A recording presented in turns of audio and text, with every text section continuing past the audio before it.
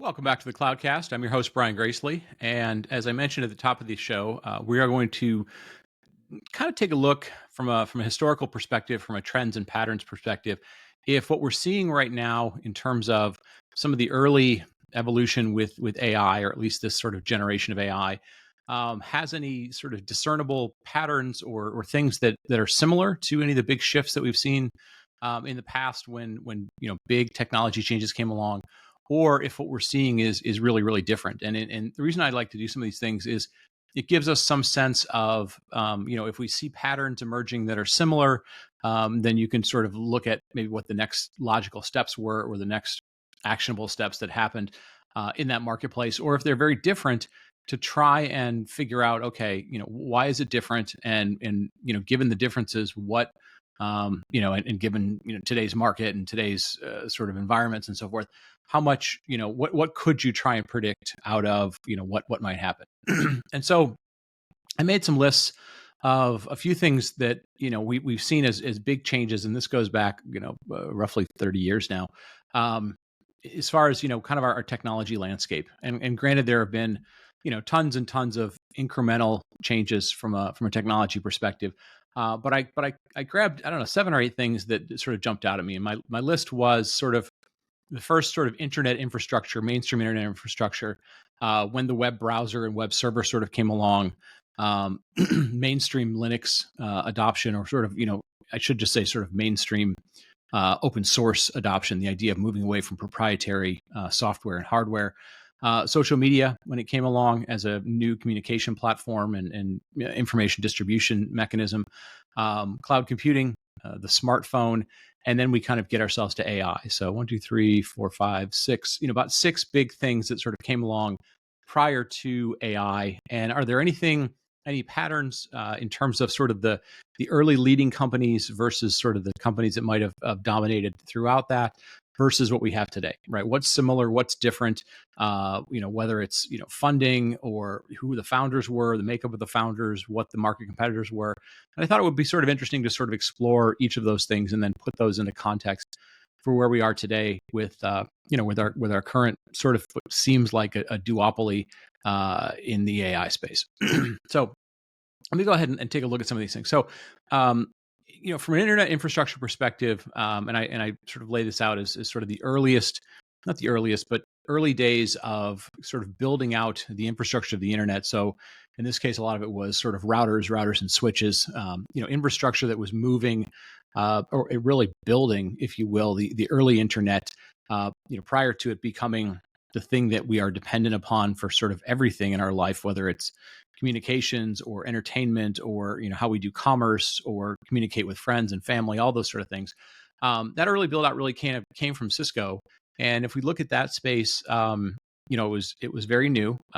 It was kind of, we weren't really sure what it was going to be. Why do we need to have this system? We have other systems in place. We have the ability to send information along as like mail. We have the ability to make telephone calls, so we were able to communicate with people. Information was distributed, although it was typically distributed in books as opposed to digital format. So this was sort of we have to kind of figure out why we need this thing, and then it sort of snowballed from, oh, okay, that's what this can do, and this changes the cost structure of things, and it breaks down kind of geographic barriers and so forth. But it was, kind of came from a smaller company. Cisco was, not a hugely funded company. In fact, most of their funding was never actually used. If you go back and read the history of Cisco, they were very profitable from an early day. Really didn't use a whole lot of the funding from folks like Don Valentine and Sequoia.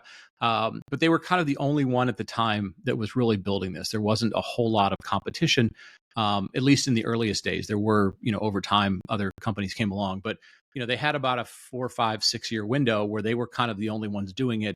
And it really wasn't a matter of like, could they compete with other people? It was like, could they actually make the technology work?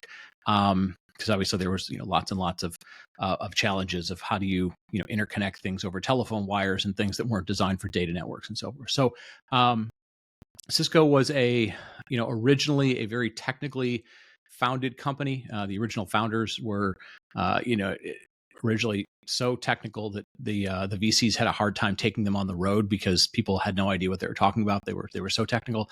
Eventually, they were sort of pushed out in favor of more of a sales-driven leader in not John Chambers, but the guy before him, whose name I forget, and I feel terrible about that because I used to work at Cisco. It'll come to me at some point.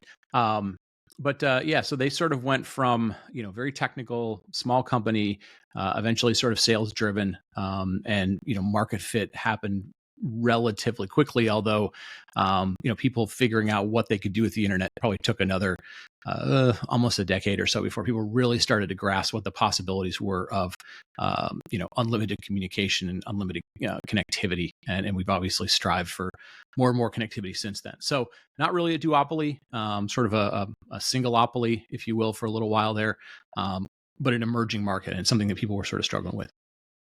In the web browser space, again, this came out of academia. The Mark Andreessen sort of creating things in academia eventually became Netscape. Netscape went from kind of a technically driven company to Jim Barksdale eventually coming in and taking over as CEO. I mean, he was sort of the original CEO, but again, very business focused person. So this was sort of the origin of finding all of the world's information. I guess I probably should have included search in here as well. I think I'll do that. But what the sort of the first interface to the internet for mainstream people, and so this came out of kind of an unknown company. It didn't come out of Microsoft. It didn't come out of Sun. It didn't come out of Oracle or any of the really, didn't come out of Cisco, for example. It came from kind of a startup sort of company, somebody who wasn't bound by their current business. Relatively technical founders, people who were kind of inventing the business model as well as inventing the technology. So sort of similar to Cisco in that sense. Didn't necessarily take a lot of funding, obviously some VC funding, but not a ton of funding. Eventually, they sort of got run out of the market because it became a commoditized thing and got picked up in things like Windows and other things. But another sort of early company that got an early jump on things, but came from sort of a small company. The next one, I guess, would be on my list, mainstream Linux. Linux in and of itself obviously started as a response to people not being able to pay for expensive proprietary hardware, not being able to pay for expensive proprietary Linux as an operating system. So very much a community effort. So sort of, think of it as sort of the smallest, it wasn't even a company at the time. And then you saw companies like Red Hat sort of figure out a way to commercialize that. But again, very, very small company, startup company, didn't take a lot of funding, technical founder, but not really the technical, sort of face of the company. So the people who eventually, Bob Young and others, weren't super technical, right? They were less sort of technical, if you will. So I think, we're starting to see a little bit of pattern. Some of the early trends didn't necessarily come from an existing big company, right? It wasn't as if a big company said, hey, I want to expand where I'm at into something new. It was somebody new who was able to think about a market space very, very differently. Yes, technical founders, but the growth of the company didn't necessarily happen because of the technical founder. It really probably sort of happened more so because the more business-centric, sales-centric leader was able to kind of communicate to the world, hey, this is what this is what's possible, right? And got people excited about it. And once people start to see what's possible, they're able to think and sort of visualize what's possible. You start to see markets and ecosystems and other types of things, kind of expand. So, those are some of the earlier things. Then we started to get into, obviously search came along. We can skip search. Search is probably its own show. Social media comes along, and we start to see there was a bunch of things. There were some failed ones. Some of them just slipped my mind. Again, I'm not remembering a lot of things from back then. But obviously we saw Twitter come along. We saw Facebook come along, and those were kind of came from out of nowhere. Didn't necessarily take huge rounds of funding, but really kind of sparked. Because of building upon, what had happened with the internet being out there, with web browsers being out there, with Linux being out there, being able to build things at scale, back then in data centers, but being able to do that at scale, and then, really kind of taking advantage of people starting to realize with all this connectivity, people want to be able to communicate in more real time, and they want to communicate with people beyond who they see day in and day out, at the grocery store and at school and those types of things. So, both of those, I would say, very technical founders, people who really weren't, weren't necessarily the greatest salespeople, right? Twitter had sort of a weird threesome of people: Biz, Stone, and the one other guy, Jack. And then Facebook obviously had Mark Zuckerberg, who was incredibly awkward early on. But they figured out business models around them. It took them a while. Facebook obviously figured out the ad business model much faster than Twitter ever did.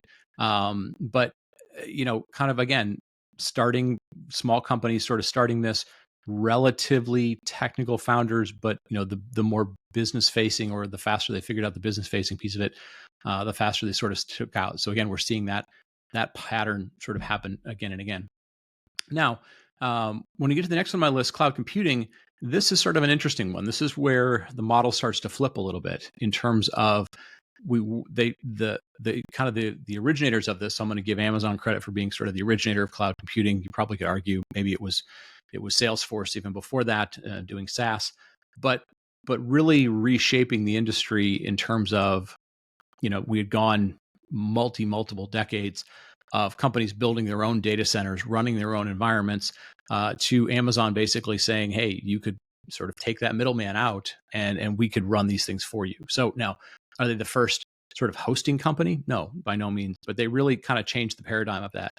And to a certain extent, this is another one of those ones that kind of flips that previous paradigm of it always coming from smaller companies. Now, you could argue that it was unusual for cloud computing to come out of what was perceived to be a retail company. Amazon was perceived to be, now they're online retail, but a retail company, a company who, the world wouldn't have perceived them as being a technology company, a company that would have started cloud computing. And the founder there, Jeff Bezos, was very much perceived to be, a business-centric person. Although, if you go back and sort of look at a lot of the history, he was always somebody who was looking for technology to push a differentiation, to push the ability to change what they did. Obviously, they weren't a brick and mortar retailer; they were always an online retailer, at least until recently. And then, obviously, the sort of creators and founders of Amazon Web Services, depending on which story you believe, whether it was the guys out of South Africa, whether it was Werner Vogels, whether it was Andy Jassy, it was some combination of all of those. They sort of put forward a face of both, sort of a two-headed monster, if you will, between Werner and Andy. Andy sort of portraying less as a technical person, more as a business person, but obviously very technically savvy. Werner, as the CTO of the group, obviously came across as very, very technical. And they showcased, technology in many ways. Now, their thing was very much not inventing technology. Now, they invented a bunch of technology. Things like S3 are pretty revolutionary, and how they do things with EC2 is very revolutionary. But it was much more a business model from day one. And so we're, kind of beginning to see a shift from, purely technology changing to really, leveraging technology to start to change business models. And Amazon being kind of a unique one of coming from a bigger company. I don't know, it's an interesting question. Could anybody else have funded Amazon Web Services? And maybe they could have, right? There's lots of arguments that, hey, an IBM or an HP or Oracle or Cisco or any of those folks had plenty of money to have done this. But this one is sort of unique in that they weren't trying to build it as a sort of an add-on or an adjunct to their current business. It was, how do we get in a totally different business, right? Somebody recognizing that we think there's a market inefficiency somewhere, we can go about doing that. So Amazon Web Services is sort of the first one to really, go into a space that wasn't necessarily adjacent to where they were, had enough funding from their parent company as opposed to like VC funding to go about doing that. So again, kind of shifting that paradigm. Now, as we get into smartphones, you could argue that sort of smartphones were in existence before. Folks like Nokia and BlackBerry or RIM, kind of had sort of smartphones, at least digital phones at the time. If you ever saw the launch of the iPhone, Steve Jobs made it very clear that what existed before really wasn't a smartphone. It was just, sort of a semi-smartphone. And so Apple's is very interesting. I went back and looked at the numbers. Apple was doing, a couple of 100,000 computers. I forget the number, like a million computers or so a year, and they were doing about 6 million iPods at the time the iPhone came out, and now they do about 95 million iPhones, I think, a year, maybe a quarter. I'll have to look at the numbers. They're very, very big. It's about 10x what they were doing. So Apple kind of was an interesting, again, they sort of are starting to flip the paradigm a little bit of, you didn't necessarily need tons and tons of money to create a smartphone, right? It's obviously it's a complex device, but it's not massive. It's really more, once you start taking orders, you got to do manufacturing. But they were able to take advantage of, many, many decades of having built software on somewhat compact devices, right? From, a Mac to eventually the iPod. They were starting to learn a little bit at scale how to build more miniature types of devices, right? Which allowed them to start to have the expertise to build something that was an adjacency to their market. So they begin to also change this paradigm of, was the iPhone adjacent to, what they were doing? Maybe, right? They'd already been in the handheld device business. The phone was a very different device, but if you really think about it, it's called a phone, but for the most part, it's really a computer in your pocket. So it's an extension of what they did. I think where they became very, very successful was they didn't look at it as an extension of a Mac, which many, many existing companies tend to do. Is they tend to say, let me take my incumbent business and kind of build an extension to it. They really treated the iPhone as a very different business. They realized that, their go-to-market was going to be different. It was going to go through the phone carriers and so forth. So, I think that the change there versus what we see today with companies trying to do innovation is, yes, it was a funded company. Apple wasn't terribly successful, by no means where they are today.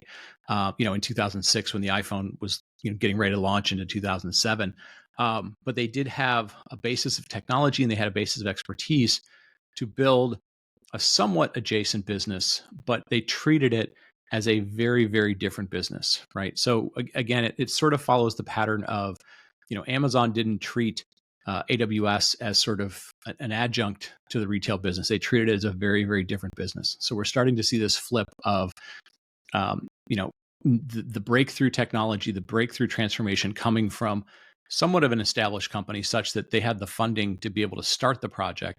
They found technology fit and business fit, product market fit quickly, but they did it in, a different business. They weren't trying to build an adjacency to it. And so that brings me now to sort of where we are with AI, and where I kind of started this whole thought process. Again, I was thinking about it from Cloud News of the Week. Is we were looking at where's OpenAI, where's NVIDIA as sort of independent companies, not sort of linked together in any way, other than I'm sure OpenAI uses a number of NVIDIA GPUs to be able to build their models.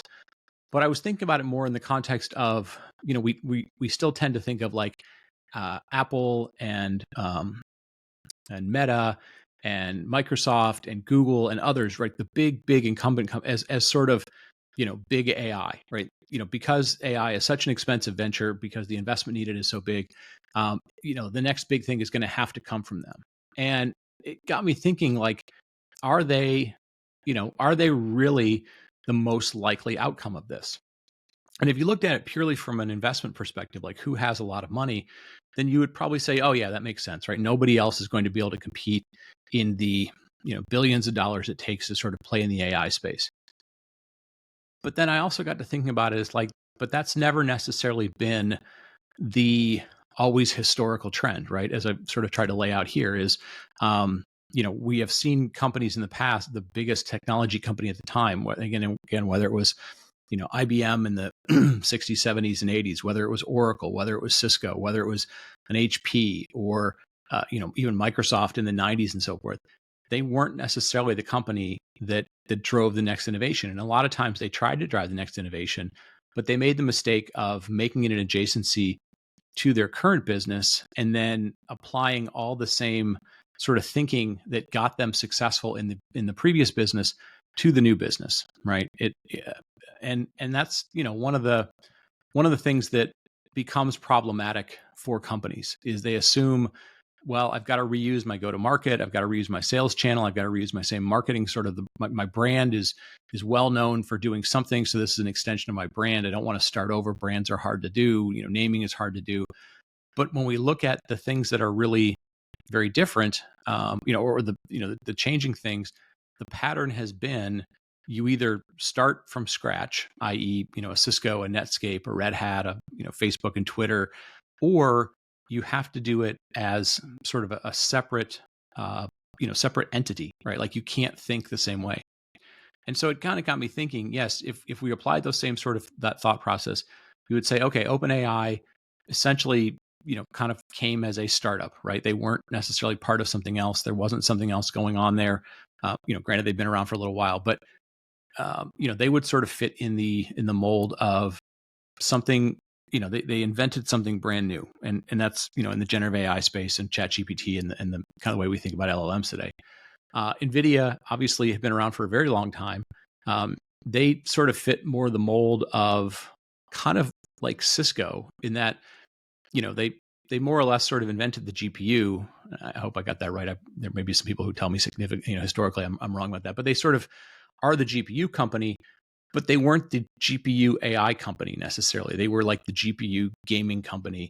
And then OpenAI came along and they were in the right place at the right time. And they've obviously capitalized on, tons and tons of expertise, kind of in the same way that Apple took advantage of the fact that they knew how to build a software ecosystem around this space. And they obviously knew how to manufacture GPUs and so forth. But it does get me thinking, like, do we expect the other big companies in the space, the Apples, the Googles, the Facebooks and whatever, to go about doing that? And if we kind of explore what they're doing, Microsoft is kind of treating AI as an adjacency, right? So we look at, sort of co-piloting, them trying to brand Copilot along with everything, same go-to-market, same sort of seat-based licensing. So they're sort of an interesting, we expect them to do a lot because of, they were out early with OpenAI, but they don't necessarily own the technology. They're very dependent on somebody else, and they're trying to go about doing it in a sort of adjacent way. And again, that's always been sort of Microsoft's model: is don't be sort of first to market, be sort of fast follower, and then take advantage of what you do. So they're going to be an interesting thing to watch. Google is kind of doing the same thing, right? Like tons and tons of experience with the technology, somehow keeps missing the mark on branding or getting the world to understand that they built the technology. They were sort of first with the technology.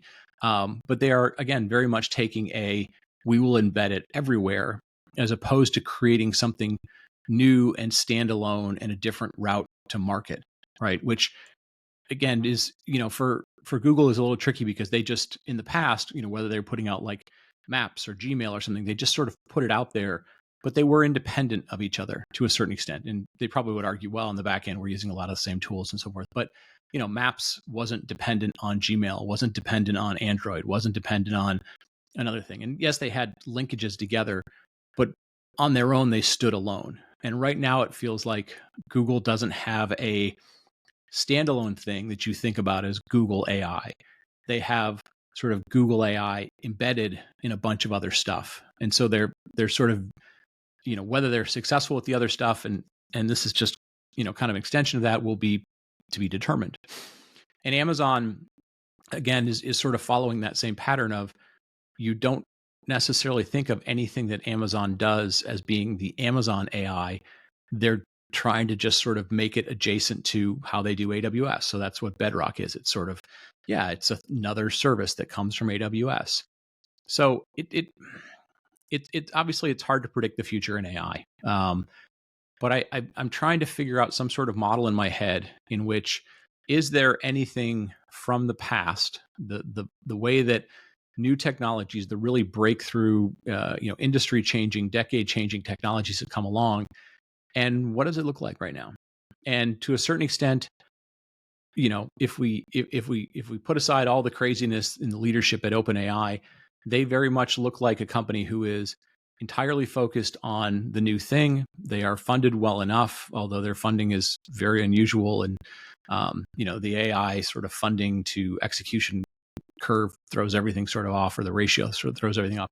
But they look very much like the company who, could be the next Netscape and so on and so forth. Now, I don't know if that's a great thing to be the next Netscape, since Netscape didn't necessarily succeed, but they very much could be the next Facebook, right? In terms of, being the earliest adopter, having the most visible application. Now, you could argue, does ChatGPT have any sort of network effect, right? Facebook succeeded because of the network effect. As more people got on board, more people wanted to be part of the conversation, it grew faster and faster. Is there a network effect for ChatGPT? I don't know, right? It still very much feels like a individual helping exercise. It doesn't feel like, if my friends are using ChatGPT, that I'm missing out on something, right? It doesn't necessarily feel like, I'm not connected to ChatGPT. All right. And so I need to do something to get part of it. So those elements aren't necessarily there. It doesn't necessarily have a network effect to accelerate what it's doing. It feels like it has a sort of early mover techie fascination effect going on, but we'll see what happens there. Obviously, they just took this new round of funding. NVIDIA feels like the company who, is very much well-purposed to figure out how to be the picks and shovels for this latest gold rush. Now, the question for them obviously becomes, do they sort of follow the Cisco model of, we need to keep expanding out and owning all the things around the infrastructure? So the security around the infrastructure, do they get into the cloud business, as I've talked about before? Do they sort of become the all things to everybody, right? Do they get into other chipsets and, buy up a Broadcom, or, all, kind of get further into networking, further into storage, further into security? Or are they more than happy to just sort of say, hey, nobody else does GPUs right now, and as long as we continue to build the best GPUs, build the best sort of CUDA ecosystem, we will be fine. And so that'll be an interesting sort of thing. But they are somewhat dependent upon this Gen AI revolution really taking off. And so how much do they want to get involved with, building the next thing? Right now, they're just investing in the next thing. Obviously, they were investors in OpenAI and so forth. So it's going to be very interesting. It does feel like we're kind of right now at a stage where it feels like a little bit of blurring between, kind of the earliest transitional companies and how they were structured and their founders and market adoption, and the sort of second stage of it, the sort of Amazons and Apples, who were, far, far smaller or far less relevant in the technology world than they are, today in terms of their dominance level. So it's hard to sort of say, okay, we've seen this pattern before. I think we're seeing bits and pieces of patterns, but we're not necessarily seeing the exact same thing. So it does make it much more difficult to figure out, okay, what do we do when we're seeing a half pattern here and a half pattern there? And then obviously, in the OpenAI space, it'll be very, very interesting to figure out, how much of their leadership, losing what feels like a bunch of technical talent, but who knows, who knows how many of those founders were still the driving force within the company. But it does feel like the other part of the leadership, is Sam Altman, a Steve Jobs. He doesn't seem nearly as charismatic. I think we give him sort of pseudo charisma because he's the leader of this company that people are fascinated with, ChatGPT. Does he have Steve Jobs charisma right now? No, not necessarily. He's a little, feels a little recluse and a little, trying to be, shadowy, if you will. But maybe he will. Maybe he kind of grows into being that big personality that can sort of drive the sales side, the business side of things. Obviously, they're obviously going to move into being a business side company. So, it does feel a little bit like it's not clear. It feels like we're sort of in a hybrid environment of, what these new companies seem like and how they evolved and where they are. They're not sort of direct lines from what we've seen in the past. And that obviously makes it difficult to sort of predict the future. So anyways, would love your feedback. Show at thecloudcast.net if you have feedback or questions. Love to hear it. Where you think the next sort of AI trend is going to go. Is it going to be this duopoly of OpenAI and NVIDIA? Are there other really big trends that you see in the AI space that make you say, oh, what those two companies are doing, will just be small change compared to, the next big thing that's coming along that needs to be talked about more and more. So anyways, with that, I'll wrap up. Hope you all are doing well. Hoping my travels go without any issues. I know next week is supposed to be a little bit chaotic around Europe. But anyways, hope you're all doing well. Thank you all for listening. Thanks for telling a friend. Thanks for helping us grow the show. And we will be back next week.